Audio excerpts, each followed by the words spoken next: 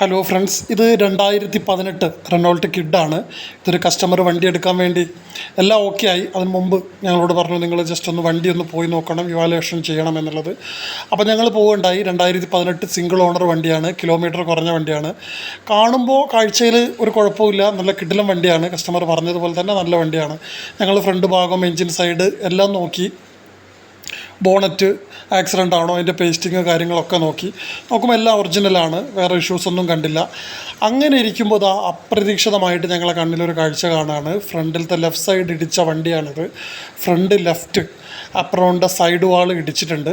നല്ല ഇടി കിട്ടിയിട്ട് അപ്പറൗണ്ട് സൈഡ് വാൾ റിപ്പയർ ചെയ്തിട്ടുണ്ട്. അതേപോലെ തന്നെ ഫെൻഡറും മാറിയിട്ടുണ്ട്. ലോക്കൽ പേസ്റ്റിംഗ് ആണുള്ളത്. ഇതിൻ്റെ പഞ്ചസൊക്കെ ഓപ്പൺ ചെയ്തിട്ടുണ്ട്.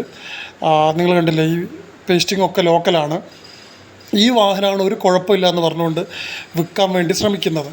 അപ്പോൾ നിങ്ങൾ ശ്രദ്ധിക്കേണ്ട ഒരു കാര്യം, ഇത്തരം ആക്സിഡൻറ്റ് പറ്റിയ വാഹനങ്ങൾ ഒരു കുഴപ്പമില്ല എന്ന് പറഞ്ഞ് വിൽക്കുമ്പോൾ അതെടുക്കുന്ന ആളെ സംബന്ധിച്ചിടത്തോളം വലിയ നഷ്ടമാണ് അവർക്ക് സഹിക്കേണ്ടതായിട്ട് വരുന്നത്.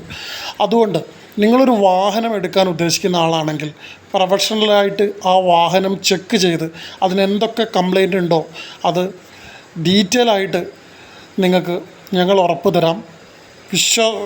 സത്യസന്ധമായിട്ട് അതിൻ്റെ റിപ്പോർട്ട് നിങ്ങൾക്ക് തരാം കേട്ടോ.